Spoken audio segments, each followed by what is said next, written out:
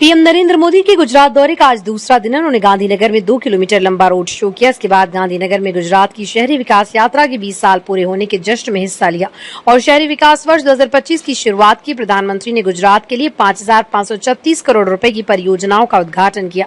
प्रधानमंत्री ने एक बार फिर ऑपरेशन सिंदूर पर बात की। उन्होंने कहा, हमने आतंकवाद के 9 ठिकाने तय करके 22 मिनट में उन्हें ध्वस्त कर दिया और ये सब कुछ कैमरे के सामने किया ताकि कोई सबूत न मांगे। पाकिस्तान जानता है कि वो सीधी लड़ाई में हमसे जीत नहीं सकता, इसलिए वो आतंकवादी भेज रहा है। उनके यहाँ मारे गए आतंकवादियों के जनाजे में पाकिस्तानी झंडे लगाए गए। ये कोई प्रॉक्सी वार नहीं। गुजरात ने नमक लेकर हीरे तक की यात्रा पूरी कर ली है।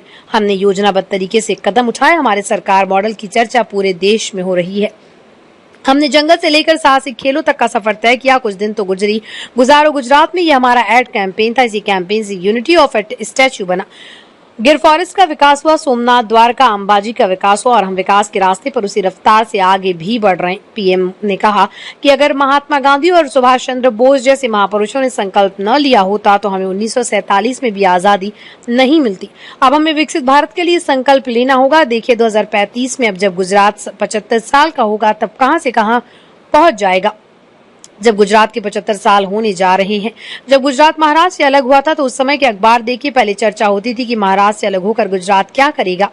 तीनों तरफ समुद्र है, दूसरी तरफ पाकिस्तान। गुजरात के पास कोई मिनरल्स नहीं, गुजरात तरक्की कैसे करेगा। लेकिन आज गुजरात पूरी दुनिया में जाना जाता है। इकोनॉमी में जापान को पीछे छोड़कर हम आगे निकल गए।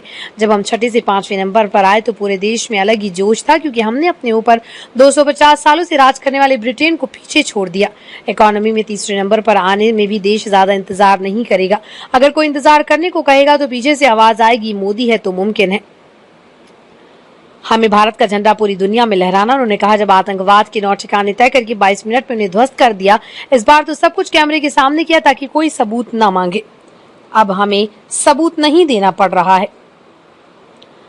न कह सकते हैं, क्योंकि जिन आतंकियों के जनाजे निकले उनके स्टेट ऑनर दिया गया, उनके ताबूत पर पाकिस्तान के झंडे लगाए गए। ये सिद्ध करता है कि आतंकवादी कृत्य प्रॉक्सी वार नहीं है। कल 26 मई था। 2014 में 26 मई मुझे पहली बार देश के प्रधानमंत्री के रूप में शपथ लेने का अवसर मिला था। तब भारत की इकोनॉमी दुनिया में 11 नंबर पर थी। हमने कोरोना से लड़ाई ली, पड़ोसियों से लड़ाई लड़ी, प्राकृतिक आपदा भी झेली। इन सब के बावजूद हम 11 नंबर से 4 नंबर की इकोनॉमी पर पहुंच गए। पहलगाम भी उसी का हिस्सा था। पाकिस्तान के साथ जब युद्ध की नौबत आई, तीनों बार भारत की सैन्य शक्ति ने पाकिस्तान को धूल चटा दी। पाकिस्तान समझ गया कि लड़ाई में वो भारत से जीत नहीं सकता।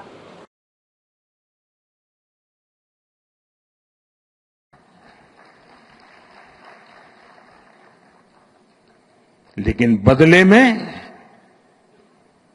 खून की नदियां बहती है।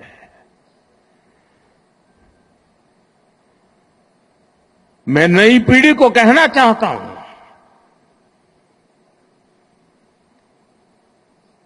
देश को कैसे बर्बाद किया गया है। 1960 में जो इंडस वाटर ट्रीटी हुई है, अगर उसकी बारीकी में जाएंगे तो आप चौंक जाएंगे। यहां तक तय हुआ है उसमें कि जो जम्मू कश्मीर की अन्य नदियों पर डैम बने हैं, उन डैम का सफाई का काम नहीं किया जाएगा, डिसिल्टिंग नहीं किया जाएगा। सफाई के लिए जो नीचे की तरफ गेट है वो नहीं खोले जाएंगे। 60 साल तक ये गेट नहीं खोले गए और जिसमें 100% पानी भरना चाहिए था, धीरे धीरे इसकी कैपेसिटी कम हो गई। 2%, 3% रह गया। क्या मेरे देशवासियों को पानी पर अधिकार नहीं है क्या? उनको उनके हक का पानी मिलना चाहिए, नहीं मिलना चाहिए क्या?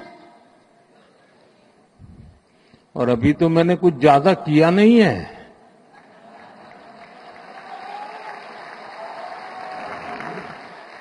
अभी तो हमने कहा है कि हमने इसको एबेंस में रखा है। वहां पसीना छूट रहा है। और हमने डैम थोड़े खोल करके सफाई शुरू की। जो कूड़ा कचरा था वो निकाल रहे हैं। इतने से वहां फ्लड आ जाता है।